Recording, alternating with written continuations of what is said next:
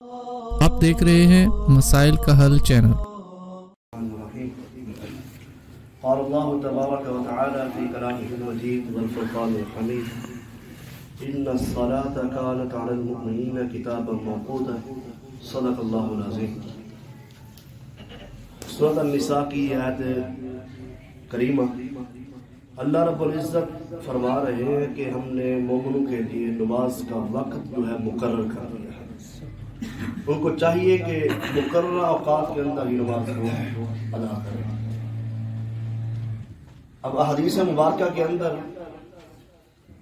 اس کی وضاحت بھی آئی ہے مختلف انداز میں کہ جب کائنات کے امام جناب محمد رسول اللہ صلی اللہ علیہ وسلم کو کوئی صورت پیش آتی، آپ سفر پر جا رہے ہوتے یا بارش کی صورت میں یا خوف کی حالت میں، تو کائنات کے امام جناب محمد رسول اللہ صلی اللہ علیہ وسلم نمازوں کو جمع کر لیا کرتے تھے، جسے جمع بین الصلاتین کہتے ہیں۔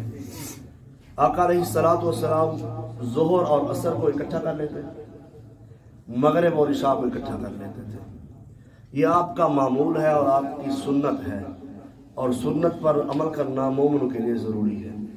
حضرات ذی وقار سیدنا عبداللہ بن عباس رضی اللہ تعالیٰ عنہ فرماتے ہیں، صلیت مع رسول اللہ صلی اللہ علیہ وسلم بالمدینہ ثمانیا جمیعا وسبعا جمیعا الظہر والعصر والمغرب والعشاء۔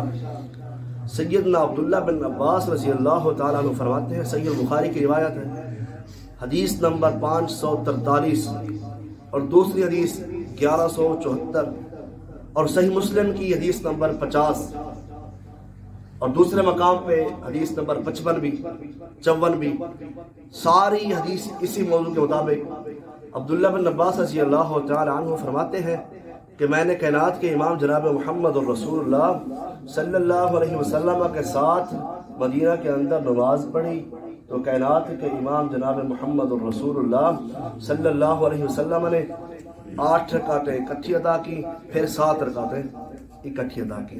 8 کیسے پڑھی؟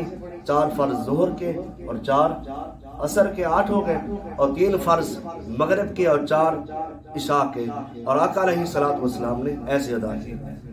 اور دوسرے مقام پر ہشام بن عروہ تابعی ہیں بہت بڑے، رحمہ اللہ فرماتے ہیں کہ میں نے ابان بن عثمان رحمہ اللہ کو نماز پڑھاتے ہوئے دیکھا، تو انہوں نے 2 نمازوں کو اکٹھا کیا، یجمع بین الصلاتین المغرب والعشاء فی المطیرہ، کہ بارش کی حالت میں انہوں نے مغرب اور عشاء کو اکٹھا پڑھایا۔